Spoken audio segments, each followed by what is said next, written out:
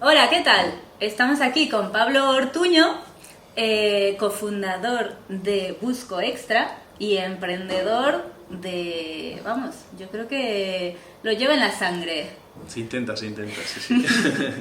Así que nos va a contar su experiencia y nos va a dar sus recomendaciones. Vamos a ver qué nos cuenta. A ver, Cuéntanos, ¿cómo has empezado tú con todo esto del emprendimiento? ¿Qué te ha sí. motivado? A ver, yo empecé bastante joven. O sea, realmente antes de terminar la universidad ya empecé un poquito con la rama del emprendimiento. De hecho, bueno, en la universidad ya tuve bastantes proyectillos que no llegaban todavía a ser una empresa, porque es verdad que al final estás estudiando y no te lo planteas, pero ya en los últimos años ya sí que me empecé a plantear que digo, joder, las cosas que estoy haciendo quizás puedan ser una empresa al final. Y un par de años antes de terminar la universidad empezamos, pues lo típico, ¿no? Varios amigos, nosotros no teníamos garaje en Silicon Valley, ¿no? Pero teníamos un piso en Málaga y empezamos varios amigos ahí en el salón de casa, pues un poquito desarrollando productos tecnológicos, alguna aplicación y demás. Y ahí fue un poco donde empecé a darme cuenta que a lo mejor pues eso podía convertirse en una empresa de verdad.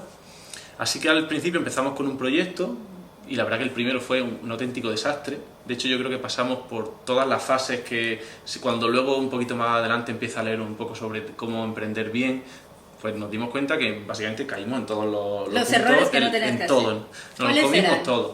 Pues mira, el primero que además es muy común y yo siempre se lo digo mucho a la gente, es que normalmente no sé si le pasa a todo el mundo, pero desde luego a la gente que viene a lo mejor de una carrera más técnica, de ingeniería, de informática, cosas del estilo, tiene una tendencia a encerrarse en la cueva, ¿no? Y amar su producto. Nosotros nos tiramos casi un año trabajando en un producto, desarrollándolo. O sea, consideramos que eso era, vamos, lo mejor que habíamos hecho en nuestra vida. De hecho, Desde tu punto de vista. claro, de hecho tendíamos mucho a engañarnos porque como al final éramos muy novatos, ¿no? Entonces no habíamos tenido todavía la experiencia de salir al mercado, ves cómo se enfrenta un producto al mercado. Y claro, la facilidad que teníamos para dar por hecho que lo que estábamos haciendo estaba bien era enorme. Y de hecho nos tiramos prácticamente un año desarrollando un producto que cuando salió a la calle no tenía nada que ver con lo que nosotros habíamos pensado. Pensamos que iba a ser la leche y de pronto nos encontramos que por desgracia o por suerte el mercado muy rápidamente pone cada cosa en su sitio.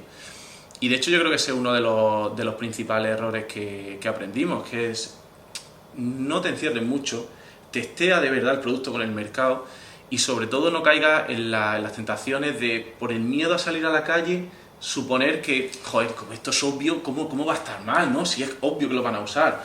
Pero luego la realidad es que no tiene por qué. Entonces, saber salir pronto y probar de verdad las cosas con el mercado me parece fundamental, sobre todo para la gente que empieza sin haber tenido una experiencia anterior, ya sea en otra empresa o un emprendimiento, y que le genera como cierto miedecillo, ¿no? Los clientes, uy, a ver si pierdo un cliente. Ese tipo de cosas nosotros, Que buscas el producto perfecto efectivamente, que no existe realmente, no ¿no? existe, Al sí, sí. final, Incluso con el concepto al final que leo un poquito, hay que sacar un MVP y tal. Es muy difícil, yo sé, y vamos, yo lo he vivido, es difícil saber dónde parar y dónde empezar a probar el producto, pero me parece fundamental y yo siempre que alguien me pregunta, tengo una idea, tal, siempre le digo, bueno, ¿ha hecho ya algo? ¿Tiene algo ya que se pueda usar? Sí, estamos terminando, digo, déjate de terminar, o sea, cógete una persona más o menos de tu confianza, que tú creas que te pueda ayudar y que empiece a probarlo, porque es que si no, lo más probable es que tus suposiciones luego no se cumplan exactamente como son. fenomenal. ¿Y qué es lo que, bueno, además de ese emprendimiento, cuáles otros has conseguido antes de Busco un Extra? Luego, Porque entiendo que sí, Busco Extra, Extra sí, ha sido ya el proyecto sí, de efectivamente. éxito que has tenido. Yo en mi caso, después de este primer proyecto fallido, sí que me di cuenta de que había algo que hacía muy bien y es que se me daba bien desarrollar productos digitales, tenía buena habilidad de temas de programación, de desarrollo y con dos socios con los que había montado el proyecto anterior, decidimos montar una consultoría de desarrollo. Y ahí en ese aspecto pues empezamos a tener una empresa, era una empresa distinta, ya no era tanto una startup como tal, sino éramos una empresa de servicios, entonces bueno, se enfocaba distinto. Y eso la verdad que esa etapa fue muy interesante y nos fue muy bien. Y luego lo que sucedió fue que estando en varios foros de temas de networking, presentamos un proyecto, un concurso de emprendimiento, pues conocimos a otra persona, que es el cuarto socio que actualmente, el cuarto socio de Busco Extra, y él venía con una idea sobre cómo debía ser Busco Extra, y justamente pues ese networking fue lo que hizo que nos uniésemos a él y finalmente empezásemos a desarrollar esa idea. Al principio ni siquiera con muchas pretensiones de que fuese algo increíble, pero sí que es verdad que como ya no cometimos esos errores iniciales y rápidamente nos pusimos a probarlo y a verificar con el mercado y con nuestros posibles clientes que eso tenía sentido, pues entonces fue cuando descubrimos el potencial. Y a partir de ahí empezamos por una serie. Primero nos presentamos un proyecto de Cruzcampo de emprendimiento que lo ganamos. A partir de ahí ya nos permitió crear la sociedad. ¿Qué es lo que les pedían para este tipo de concurso? En ese caso solo se partía de una idea. Se presentaba una idea y ellos te ayudaban durante unos meses a desarrollarla. Entonces, con ese mentoring que nos vino muy bien y luego la parte efectivamente del dinero que nos dieron, que en realidad no era mucho, pero era lo justo para montar una sociedad y demás. Sobre todo también nos abrieron muchas puertas a inversores, que eso también nos ayudó mucho.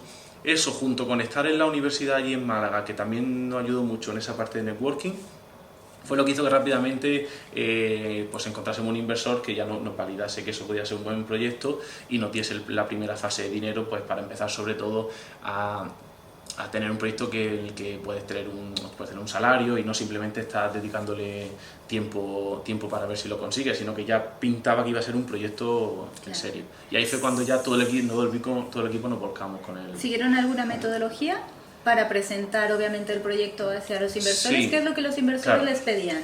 Inicialmente, en esa etapa, que era más una etapa de Business Angel y inversión semilla total, ahí lo que primó sobre todo, que yo creo es súper importante, era más, quizás no tanto el modelo de negocio o tener unas previsiones de generar ingresos muy claras. Ahí lo que fundamental fue tener un equipo que de cara a los inversores tuviese sentido. Es decir, al final, un proyecto tan verde en ese momento, lo que les interesaba era, vale, tú me estás diciendo que tienes un mercado de este tamaño, a priori parece que es verdad, me estás diciendo que vas a generar una tecnología, en nuestro caso, que va a ser disruptiva en el mercado y va a poder crecer muy rápido, pero claro, como todavía no lo tiene, de hecho, literalmente lo que necesita es que el equipo le transmita a los inversores, oye, este equipo tiene las patas suficientes para que aquello pues, pueda realizarlo y pueda tirar hacia adelante. Entonces, para mí lo fundamental fue eso, fue un equipo que de verdad apuntaba hacia una buena dirección, porque todos teníamos un poquito de las cosas que hacían falta. Es verdad que en cuanto a documentación, por lo menos que seas capaz de presentarle pues, las clásicas métricas del TAM Samsung, ¿no? Del tamaño de mercado, de a cuánto mercado crees tú que puedes acceder, y de ese mercado realmente cuánto tú tienes posibilidades. Entonces, ese tipo de variables sí que les interesa mucho, porque yo creo que transmiten que estás metido en conocimiento de lo que tienes que hacer, pero sí que es verdad que sobre todo para mí es fundamental que el equipo sea coherente y tenga capacidad para resolver el problema. ¿Y cómo has seleccionado a tu equipo o a tus socios? Pues fundamentalmente ahí es que el networking es maravilloso. O sea, para mí, yo lo digo muchas veces, hay que estar, ¿no?, en el sitio adecuado, en el momento adecuado, que eso puede parecer como una frase muy, muy ilusa, pero lo que significa es que nosotros cuando empezamos no perdíamos ni una sola oportunidad de estar en un evento en el que puedes conocer a otros emprendedores, de estar en un evento en el que puedes presentar nuestra idea, de contarle la idea a todo el mundo. Si es que no existe el concepto, yo estoy muy en contra de... ¿No te daba miedo presentar la idea para que te la robaran? Pues eso es una de las cosas que yo estoy muy en contra. Muchos tienen miedo a eso. Claro, pero al final lo que yo me quedo de todo esto es que las ideas no valen nada si alguien no las desarrolla. Por lo tanto, lo único que puedes conseguir y ganar si cuentas tu idea es que te la validen o te la invaliden. Entonces, esas opiniones que recibes cuando cuentas tu idea me parecen fundamentales. O sea que para mí la clave para encontrar un buen equipo es estar en los sitios donde tienes que estar, que hay gente como tú buscando ideas, y contar tu idea, porque además es lo que va a hacer que otras personas les guste, se enganchen y quieran unirse a tu proyecto. Por lo tanto, para mí, eso, estar atento a los eventos y las oportunidades que te da al final tu entorno de Y así fue, conseguiste hacer... Sí. De hecho, nosotros éramos los tres socios de la empresa anterior, y el cuarto socio que venía con la idea, digamos, original sobre lo que quería hacer, y luego él nos necesitaba a nosotros y nosotros le necesitábamos a él. O sea que claro, él fue un poco, pues eso, el encontrar a los fundadores adecuados. Probablemente nosotros solos con la idea nunca hubiésemos encontrado la inversión o los recursos que necesitábamos, y exactamente igual en el otro caso. O sea que al final fue descubrir, pues eso, al equipo adecuado para el proyecto adecuado. Y una vez que ya tuviste el equipo adecuado, ¿cuál fue el siguiente paso? ¿Cómo empezaron a montar todo, vamos, desde el proyecto? bueno, obviamente ver la estructura, qué más necesitaban para salir. Sí, a ver, nosotros lo bueno era que al contar con unos fundadores que realmente sabíamos que podíamos por lo menos empezar el proyecto, no digo que fuésemos a llegar al proyecto a cualquier punto, pero por lo menos empezar a desarrollar el proyecto. Pues lo primero que hicimos fue, a partir de esa idea de negocio inicial que teníamos, pues empezar a hacer mucho testeo con clientes, a preguntar, a empezar a desarrollar las primeras herramientas y poco a poco ir construyendo una infraestructura pues que nos permitiese tener pues eso, un MVP, un producto mínimo de verdad viable para el mercado. Y a partir de ahí es verdad que en nuestro caso, por ejemplo, en la parte de constitución de la sociedad y todo este tipo de historias, yo creo que ahí hay muchísimos recursos actualmente que te ayudan a casi no tener que pensar sobre eso. Es decir, muchos recursos que te ayudan a cómo hacerlo, a tomar las decisiones correctas. En nuestro caso, por ejemplo, que estábamos allí en Málaga, el ayuntamiento, por ejemplo, te ofrecía un montón de sistemas para, oye, mira, pues si vamos a montar una SL, hazlo de esta forma, hazlo de esta otra. Por lo tanto, en ese aspecto tuvimos la suerte de que nos pudimos centrar en lo importante, que era la parte de negocio. ¿Cuál fue el mayor reto para ustedes en un inicio? Pues mira, el mayor reto para mí especialmente fue que nosotros en nuestro caso, 3 de los socios y yo especialmente, por ejemplo en mi caso, yo el sector con el que estábamos trabajando, yo no había trabajado antes, yo nunca había trabajado, por ejemplo en nuestro caso pues llevamos personal para hostelería, yo no había trabajado de camarero nunca, o sea, realmente desconocía totalmente el sector.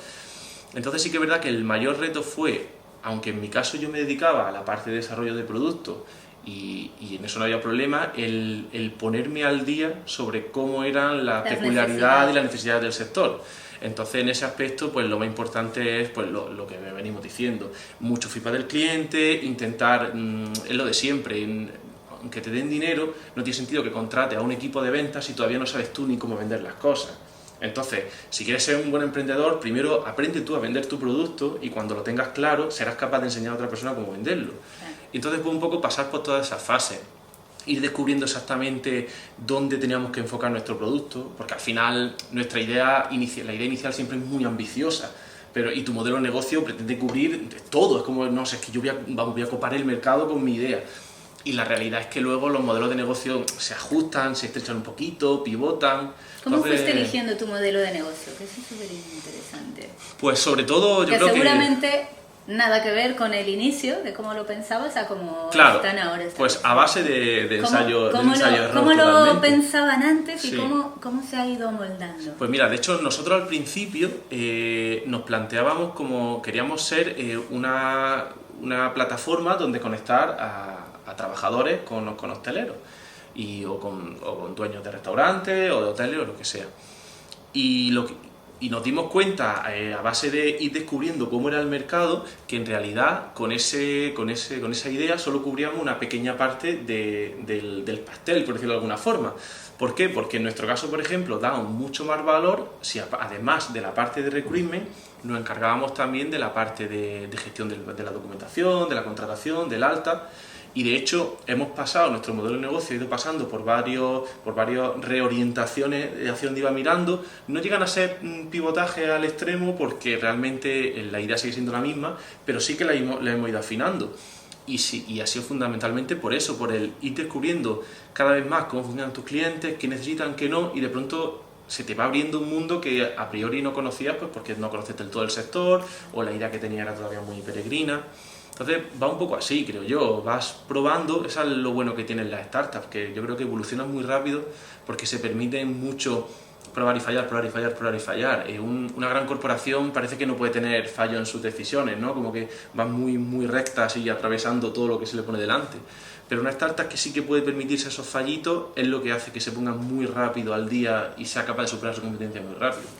Pero eso porque el problema o la solución a un problema inicial han sido más bien varias soluciones a varios problemas, ¿no? Entiendo yo. Porque no es únicamente el conseguir inicialmente solucionar el problema de conseguir un extra, sino realmente ahora es el conseguir un extra más gestionar efectivamente, toda la contratación, todo tal, ¿no? Y de ahí pues supongo que han salido otros problemas que han conseguido, que han buscado solucionar de forma... Claro, al final es como todo, tú coges un camino, pero de pronto ese camino, de pronto encuentras que se bifurca en 5 y explora uno, no termina de cuadrar, además pero ¿cómo eliges esos caminos? Porque obviamente no te puedes...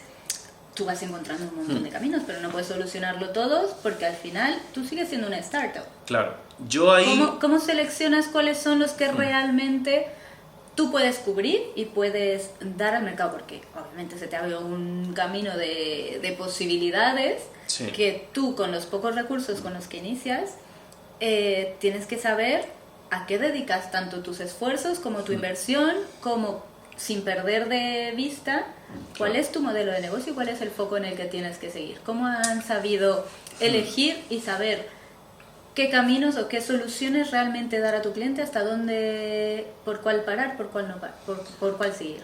A ver, la verdad es que esa es la pregunta quizá más compleja, porque al final es cierto lo que dices, que claro, te salen muchas posibilidades. De hecho, hemos tenido muchos fracasos, o mucho aprendizaje en la parte de creer que un camino era el adecuado y de pronto descubrir que hemos perdido, no sé, un mes de trabajo en un camino que no era.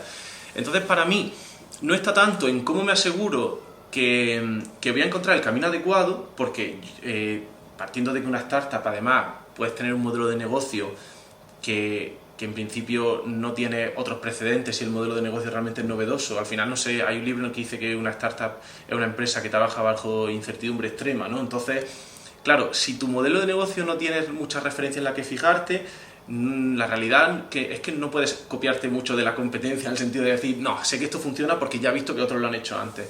Entonces, claro, para mí no es tanto el cómo descubre el camino correcto a la primera, sino si te equivocas, que te equivocarás, cómo eres capaz de cambiar de camino muy rápido y fallando rápido, si fallas rápido y barato, ¿no? O sea, escoge uno, obviamente, pues, joder, mirarás un poco el mercado, qué es lo que más se amolda a tu idea, con el equipo que tienes que es más fácil conseguir, ¿no? Si has descubierto un camino que es por el tema de inteligencia artificial y tú solo tienes gente que, no sé, que es experta en robotización, pues lo mismo, busca el camino también que se adapte un poco más a tu equipo.